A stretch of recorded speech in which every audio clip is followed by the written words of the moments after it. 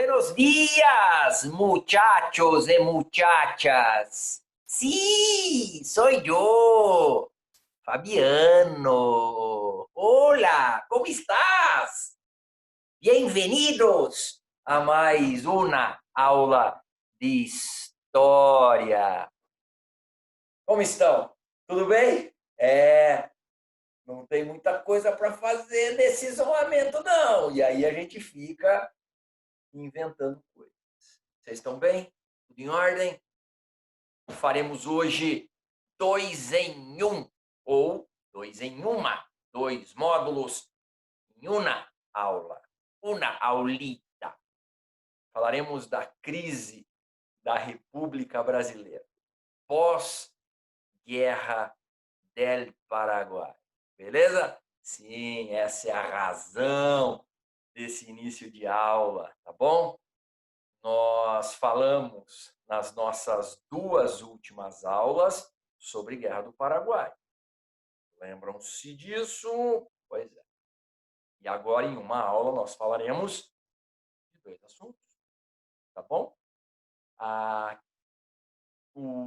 Primeiro, a crise do Império, e segundo, o movimento republicano. São os módulos 28 e 29, para que caminhemos um pouco mais, tá bom? Começo compartilhando minha telita com vocês, para que possamos seguir adiante com essas 2 aulas, com esses 2 módulos em uma videoaula, tá bom? Maravilha! Brincadeiras à parte, hora de falar sério, tá? Vamos nessa? Então vai. Começando, módulos 28 e 29, tá bom? Vou colocar aqui no plural, né? Senão vocês vão falar que eu sou um cara singular. Beleza? Então tá. Módulos 28 e 29. Certo? Beleza. Isso aí.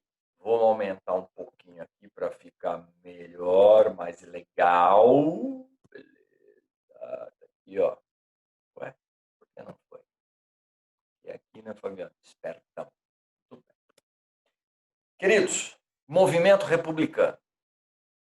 E depois, na verdade, as 2 coisas numa só. Crise, vamos escrever então aqui também? Então, vamos fazer uma coisa bonitinha, tá? Eu preparei aqui um slide só para as 2 aulas, mas eu não escrevi, né? Então, vou escrever crise do Império e movimento republicano. Tá bom assim? Tá? Então, tá. Crise do Império e movimento republicano. Antes, eu vou ler, para variar, o trecho de um livro. Deste aqui, ó. 1889, do Laurentino Gomes. Tá bom? Nós já lemos um trechinho do 1808, lemos um outro trecho do 1822, agora chegou a vez desse. Tá bom? Só para que nós possamos nos situar historicamente. O primeiro parágrafo que eu gostaria de ler para vocês é o seguinte, ó. Terminada a Guerra do Paraguai, o país entrara em uma fase decisiva de transformações. No campo político, reavivou-se a campanha abolicionista em favor da libertação de todos os escravos.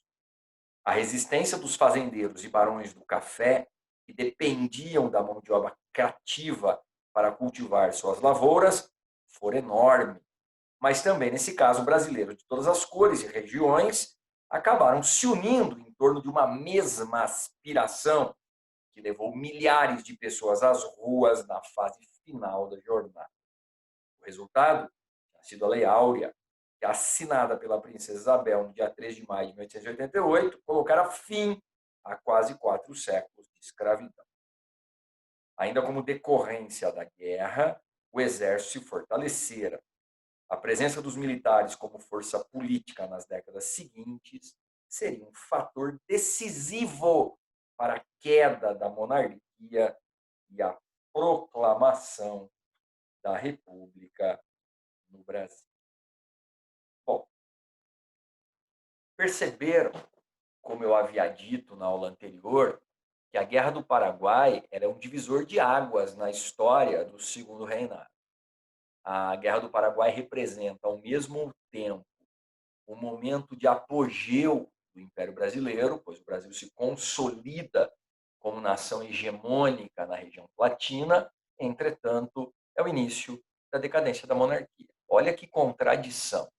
O mesmo evento que torna o Brasil, de fato, um império que estendia as suas influências sobre os países vizinhos, inicia um período de decadência. Claro, vocês sabem disso. Depois do apogeu, só resta a derrocada, a decadência. E quais foram as razões para a crise do Império? E, posteriormente, a queda, ou, como preferem alguns, a ruína da monarquia brasileira. Vejamos. As transformações econômicas, sociais, militar, política, além da questão religiosa, resultaram em ações de oposição ao imperador e, consequentemente, no enfraquecimento da monarquia no Brasil. Essa seria uma resposta direta para explicar as razões da crise do Império. Eu sei, eu vou um pouco mais devagar para que a gente possa entender muito bem esse momento da história brasileira. Tudo que vai ser lido aqui nós já vimos, embora talvez você não se recorde, agora é o momento. A única transformação inédita dentre essas várias citadas é a última, a questão religiosa. A questão religiosa é algo inédito, beleza? Porém, transformações econômicas, já estamos falando faz tempo, meus queridos. Qual é a atividade responsável por essa transformação econômica? Sim, a cafeicultura. A cafeicultura trouxe consigo, além da estabilização econômica do Império Brasileiro no Segundo Reinado, inúmeras transformações. Lembra? Os capitais excedentes da cafeicultura foram investidos em inúmeras e variadas atividades econômicas, tais como a implantação de ferrovias, a instalação de indústrias de substituição de importação de bens de consumo não duráveis, tais como alimentos, bebidas, tecido. Também foram investidos em comunicação, cabos telegráficos, estações ferroviárias, serviços urbanos dos mais variados, ou seja, embora a cafeicultura fosse uma atividade rural, ela estimulou uma vida urbana. Onde? No Sudeste. Beleza? No Sudeste. Pois o Sudeste era a região cafeeira por natureza. Bom, os cafeicultores, óbvio, se destacam como grupo social e também iniciam a sua participação na vida política do Império. Esses cafeicultores, a partir da década de 1870, tornar-se-ão republicanos. Os cafeicultores do Oeste Paulista, que fique bem claro, pois esses cafeicultores do Oeste Paulista já tinham iniciado a substituição da mão de obra escrava africana pelo trabalho livre e assalariado do imigrante europeu. Eram, portanto, defensores dessa nova realidade social, lembrando sempre que a mão de obra escrava africana foi substituída pelo trabalho livre e assalariado do imigrante, não transformada em, beleza? E esses cafeicultores também aderirão ao movimento republicano. As duas coisas estão ali, ó, conjugadas. No ano de 1870, está aqui, ó, o Manifesto Republicano foi publicado, certo? Ele foi publicado num jornal chamado A República, e esse manifesto tecia duras críticas ao Império, acusando-o de ser o símbolo do atraso, acusando o modelo imperial monárquico, portanto, de ser anacrônico, de ser obsoleto, de ser incapaz de levar o Brasil rumo ao desenvolvimento proposto pelo republicanismo, pelo federalismo. E, nesse manifesto, os republicanos iniciam, de fato, o seu movimento. A Convenção de Itu, de 1873, inaugura oficialmente o Partido Republicano Paulista, o PRP, partido que fará história no Brasil até 1930, quando a Revolução ou o golpe liderado pelos exércitos de Minas Gerais, Rio Grande do Sul, botaram o presidente Washington Luiz para correr e nomearam o Vargas presidente. Washington Luiz era do PRP. Então, esse partido, fundado em 1873, ele exercerá enorme influência política até 1930. Pois bem, então esse é o primeiro item, as transformações econômicas decorrentes da cafeicultura. Tá bom. Transformações sociais também volumadas em razão da cafeicultura.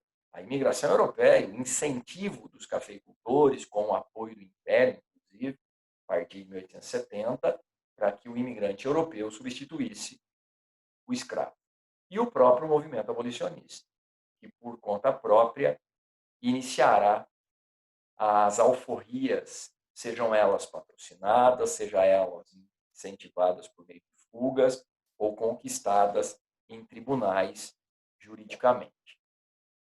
Outra transformação não menos importante foi o fortalecimento do Exército Brasileiro após a Guerra do Paraguai, assunto que está muito fresco na nossa cabeça, ok?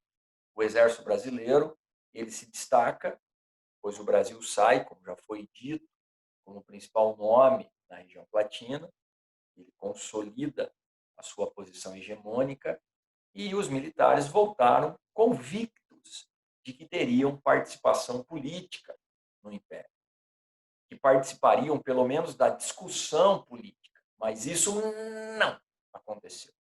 O imperador não lhes permitiu sequer participar do debate político.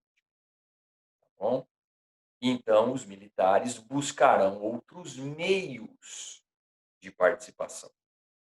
Sabe quais?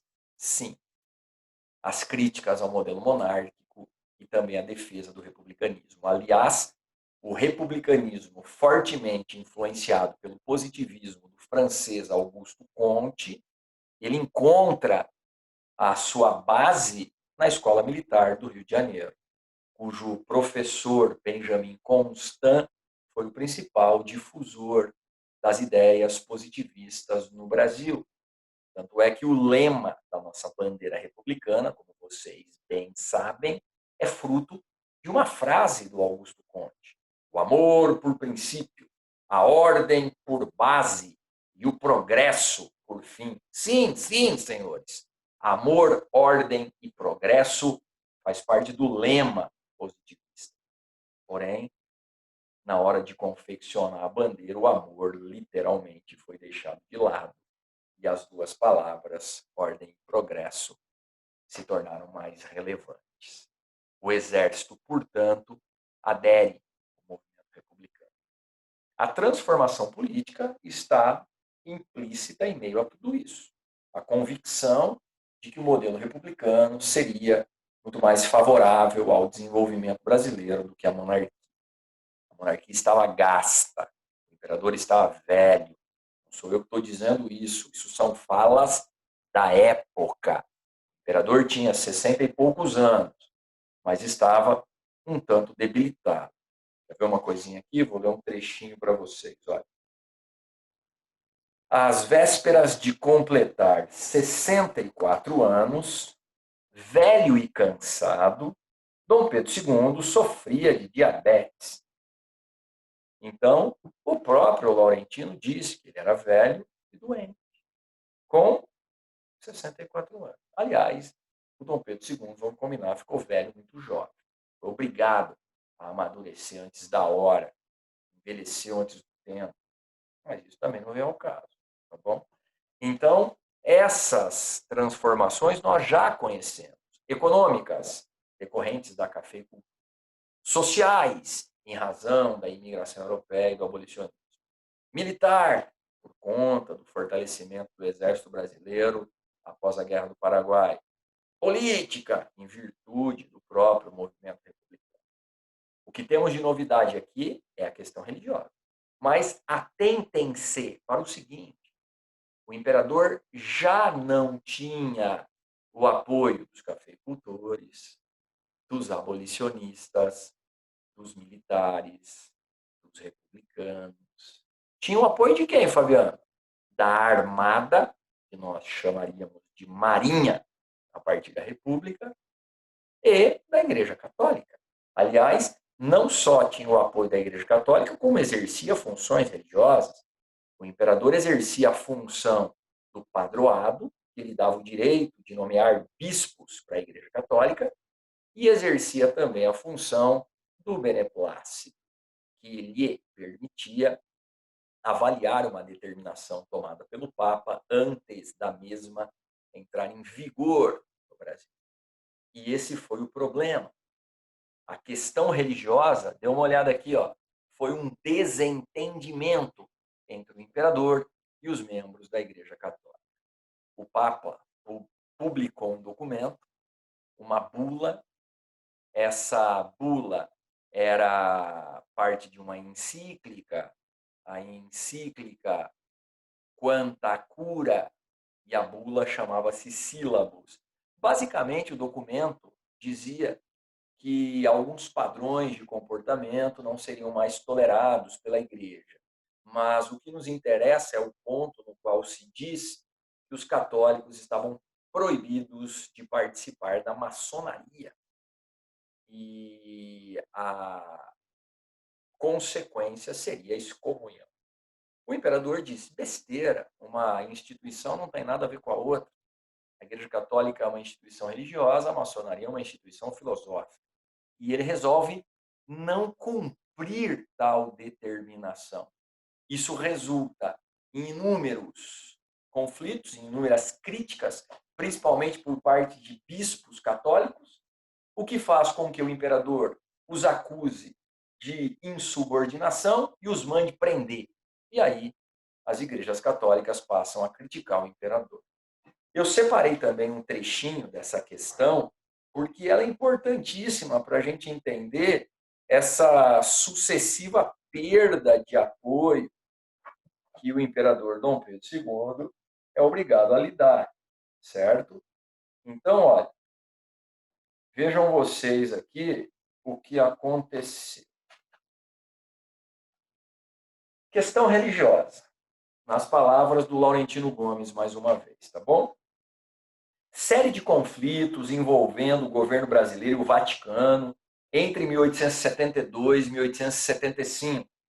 Na época, os poderes da Igreja e do Estado se confundiam e se misturavam por uma prerrogativa chamada padroado, herdada ainda da monarquia portuguesa. O monarca era simultaneamente o chefe do Estado e o representante supremo da Igreja no Brasil. Cabia a ele nomear bispos e padres, que recebiam salários do governo. Isso é um dado importante. Era o governo quem pagava padres e bispos. E lhe deviam obediência, como todos os demais funcionários. Também por esse privilégio, competia ao imperador sancionar, ou seja, concordar com as publicações de bulas e decisões papais antes delas entrarem em vigor no país. Bom, de novo nas palavras do Laurentino, tá? Uma das divergências dizia respeito à maçonaria, alvo de críticas por parte da igreja. A maçonaria tinha grande influência na política brasileira. Tinha grande influência na política brasileira. Pedro II, embora nunca tenha se filiado à maçonaria, isso é um equívoco que se comete frequentemente. Inclusive, muitos historiadores insistem em dizer que, por ser maçom, Dom Pedro II não acatou as determinações do Papa. Mentira, ele nunca se filiou. Está aqui, ó, o Laurentino dizendo. O pai dele, sim. Dom Pedro I, sim, filiou-se à maçonaria, tornou-se grão-mestre e da ordem, enfim. O segundo, não. Dom Pedro II, embora nunca tenha se filiado à maçonaria, frequentava as lojas e acompanhava com interesse as discussões políticas e filosóficas que ali ocorriam. Por essa razão, o imperador deixou de sancionar algumas bulas do Papa Pio IX, que proibiam os fiéis católicos de frequentar as lojas maçônicas. Foi a gota d'água. A Igreja Católica torna-se opositora do imperador.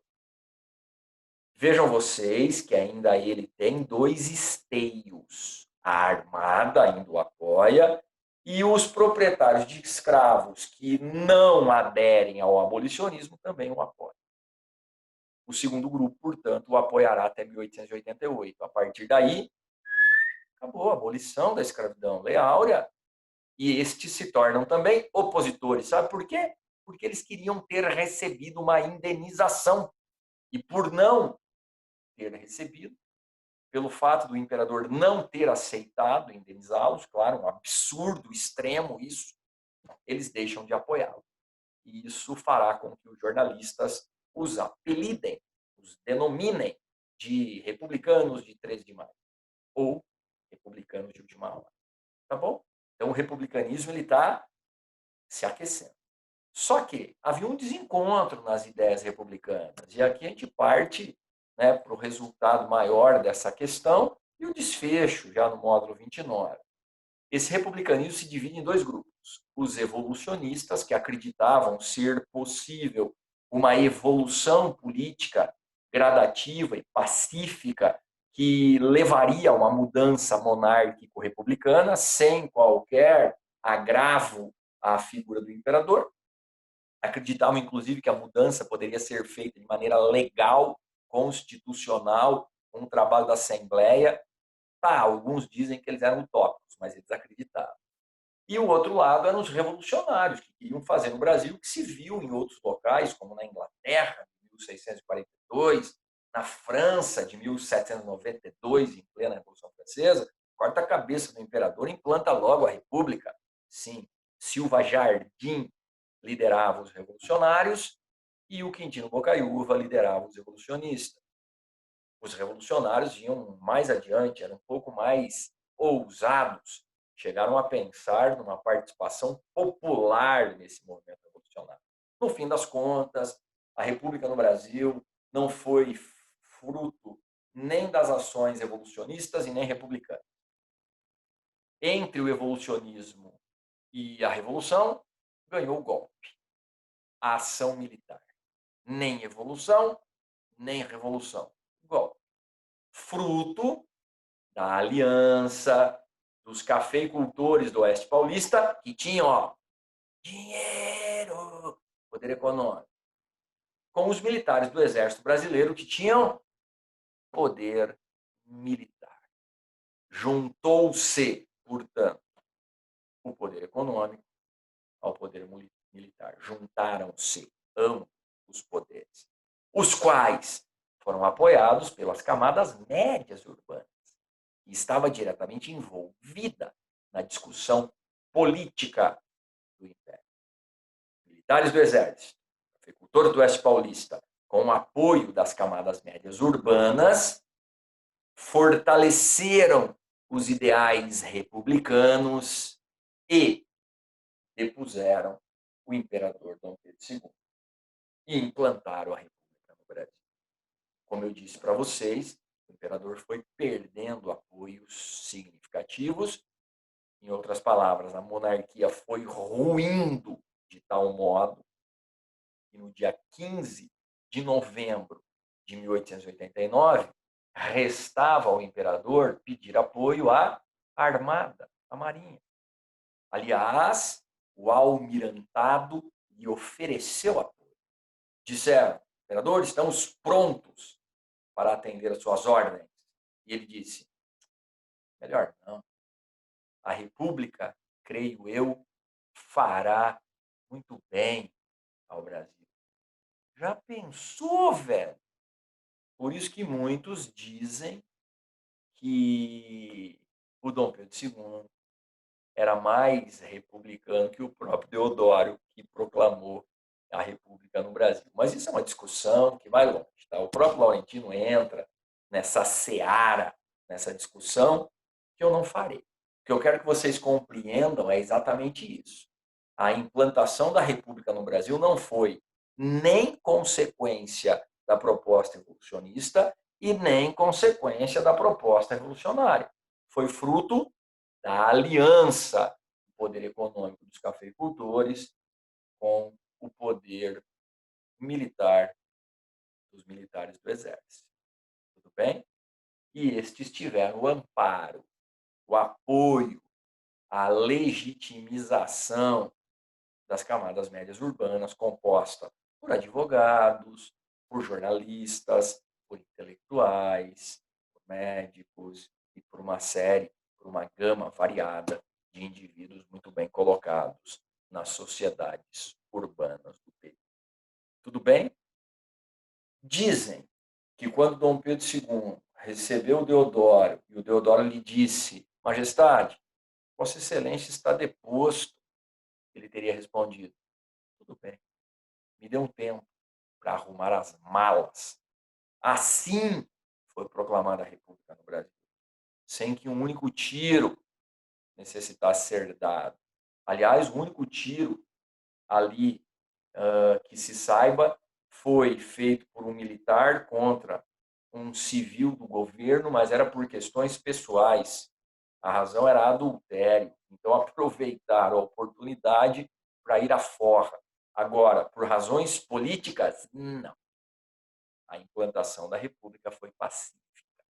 Aliás, quando os homens do exército se colocaram diante do palácio do imperador, o povo comum achou aquilo muito do esquisito e perguntaram: é dia de desfile? É parada militar? O que leva um cronista do período, chamado Aristides Lobo, a escrever a seguinte frase reflexiva e talvez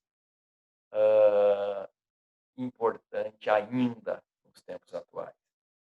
O povo assistiu a tudo o que estava acontecendo, bestializado, atônito, achando que se tratava de uma parada militar. A monarquia caindo e o povo achando que era um desfile.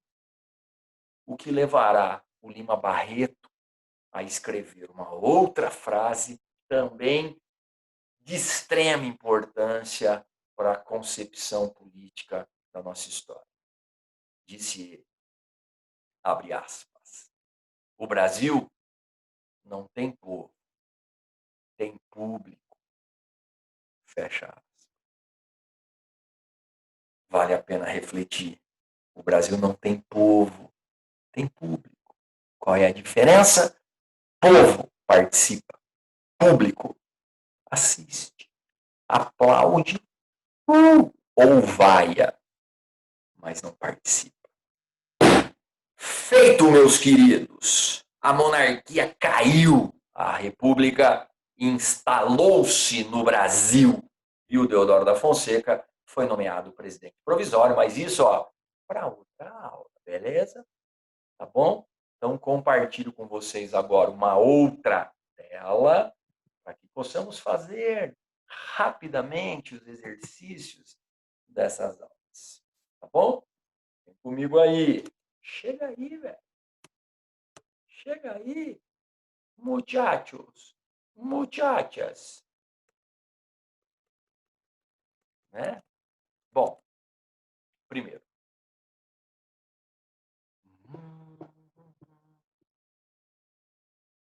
As palavras foram ditas por um diplomata inglês no século passado. Nossas colônias não têm mais escravos. Por que outras áreas haverão de ter? Estamos montando negócios na África. Por que continuar com o tráfico negreiro que tira a nossa mão de obra de lá? Além disso, nem a servidão nem a escravidão cabem mais no mundo de hoje. Viva o trabalho assalariado e que os salários sejam gastos na compra de nossas mercadorias. Bobo ele, né? Nada. Ele está dizendo o seguinte: vamos acabar com a mão de obra escrava para ter mais mercado consumidor para os produtos ingleses. Está literalmente explícito isso aí. De acordo com esse diplomata, que interesses teria a Inglaterra em acabar com o tráfico de escravos e com a escravidão? Eu escreveria simplesmente ampliar o mercado consumidor para os produtos industrializados ingleses. Bom, valeu. B. No Brasil, que outros motivos levaram à abolição da escravidão? Opa! Movimento abolicionista, principalmente após a Guerra do Paraguai, as ações autônomas, além das leis abolicionistas. Tá bom? Então também você pode dar um play e copiar a resposta tal qual se encontra. Beleza? 2. Aponte os desdobramentos da Lei Áurea. Ela não quer saber o que a Lei Áurea diz, ela quer os desdobramentos. Tá bom? A Lei Áurea, o seu conteúdo, ele é bem simples. Declara-se extinta a escravidão no Brasil, revoga-se qualquer determinação em contrário. Bom, é só isso a lei. Uma lei simples e fácil de se compreender. Porém, que não previu indenização para o escravo, que não previu uma inserção social para o escravo. É claro que não tem que indenizar o senhor, não vou nem discutir isso, que seria um absurdo. Mas para o escravo, nada também a Lei Áurea possibilitava. Então, aponte os desdobramentos da Lei Áurea. A gente vai escrever assim, ó, abolição da escravidão, vírgula. Porém, marginalização social, política e econômica dos ex-escravos. Tá bom? Marginalização social, política e econômica dos ex-escravos. Certo? 3 e 4. Está aqui. O descontentamento do exército, que levou à questão militar, alternativa E. Né, eles não foram permitidos participar do debate político. Tá? 4. Eu gostaria que vocês lessem com calma o enunciado para chegar aqui na alternativa correta. Está falando, sabe do quê? Daqueles indivíduos que defendiam a liberdade dos escravos nos tribunais. Isso aconteceu muito, tá bom? Que eram caminhos também alternativos em busca da liberdade. A alternativa é a B, mas eu sugiro que vocês leiam depois com calma a questão. Tá? A mesma coisa com a 5, um texto do Joaquim Nabuco, ele discorda um pouco de outras formas de ação. O Joaquim Nabuco acreditava que só a legislação deveria se ocupar da abolição da escravidão. E nós sabemos que o movimento abolicionista é muito mais amplo do que tais leis, beleza? Você vai chegar na resposta correta, lendo o enunciado, interpretando isso. Eles falam aqui do Antônio Bento, certo? Um advogado que defendia esses escravos nos tribunais, tá bom? Alternativa A. A próxima fala das leis abolicionistas, em especial da Lei Áurea, tá bom? Então, 6 aqui, alternativa D. A Lei Áurea aboliu a escravidão no Brasil, mas sem nenhum complemento a essa medida, ok? 29 nós também já fizemos, você se ligou que nós fizemos juntos, né? As duas aulas, pois é. Então, ó, o regime da federação, federalismo era o que o republicanismo defendia, tá? Por isso que logo que a república se implanta, o nome do Brasil passa a ser República Federativa dos Estados Unidos do Brasil. Sim, dos Estados Unidos do Brasil. Levando em conta as transformações ocorridas no Brasil durante a segunda metade do século XIX, justifique a ideia defendida nesse trecho do Manifesto Republicano. Tá bom. Defendem a descentralização política e o federalismo como possibilidades de desenvolvimento nacional, tá bom? É isso que eles estão dizendo ali, ó. Certo?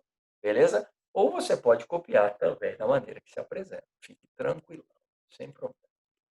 Segundo, Dom Pedro II estava isolado politicamente, por isso que a gente fala que ele caiu, nem precisou ser deposto, ruiu a monarquia, tá? E por que o texto afirma que nessa nova república tem um novo rei, o café? Porque o protagonismo era dos cafeicultores, tá bom? Também deu um pause aí para copiar as respostas, certo? Beleza? Tá tudo sussa, mano. Terceiro, uma charge da Revista Ilustrada do grande Ângelo Agostini, tá aqui, ó. O Dom Pedro ali sentado, dormindo, certo? Precauções que aconselhamos a Sua Alteza, o senhor Conde de, genro dele, tá? Conde de, casado com a princesa Isabel, quando tiver de visitar escolas, se Sua Alteza imitasse o seu augusto sogro, Dom Pedro II, não teria nunca ocasião de contestar fatos históricos, né? Dom Pedro sempre foi um cara, né, muito vinculado a essa questão do conhecimento, embora aí o Augustine coloque-o sentado. Segundo a charge, os últimos anos da monarquia foram marcados por críticas oriundas principalmente da imprensa, colocando em dúvida a continuidade do regime político. Cara, isso só nos mostra o seguinte, que as críticas sempre existiram, sempre haverá governo e oposição. O que não se pode é tentar calar a oposição. Isso é um dos maiores absurdos históricos. Sempre houve, por parte da imprensa, a função de crítica. O Agostinho é um crítico e hoje as charges dele são utilizadas para contar a história. Se alguém o tivesse calado, essa parte da história seria esquecida. Pense nisso. Você não precisa concordar. O que você não pode é impedir que se publique. Bom, para pensar, hein? 4. Está aqui. Ele dá um texto e quer saber do que se trata. Proclamação da República no Brasil, claro, alternativa C. Tá? 5. Eu quero que vocês leiam também com calma, falando mais uma vez dessa questão política, tá bom? Alternativa C também. E a 6, uma questão interpretativa do Enem, que foge completamente do assunto, tem a ver com a questão cultural, folclórica, até vou deixar para você ler com calma. Não vou nem discutir para não confundir nossa cabeça, tá bom? E para a semana que vem, olha lá, governo provisório de Deodoro da Fonseca. Nós vamos fazer na semana que vem, na semana que vem não, que essa ainda é essa semana, né? É amanhã, quarta-feira. Então, eu faço o do Deodoro na próxima, e aí sim, na semana que vem, a gente faz o governo provisório, provisório não, constitucional do Deodoro e do Floriano, tá bom? Então, 30 amanhã, 31 e 32, aí sim, na próxima semana, para botar um ponto final nesse caderno. Beleza? Queridos, muito obrigado mais uma vez. Tamo junto. Cuidem-se. Em breve, a nossa conversa será na sala de aula. Ansioso para isso, confesso. Beijo pra vocês. Tenham todos uma excelente semana.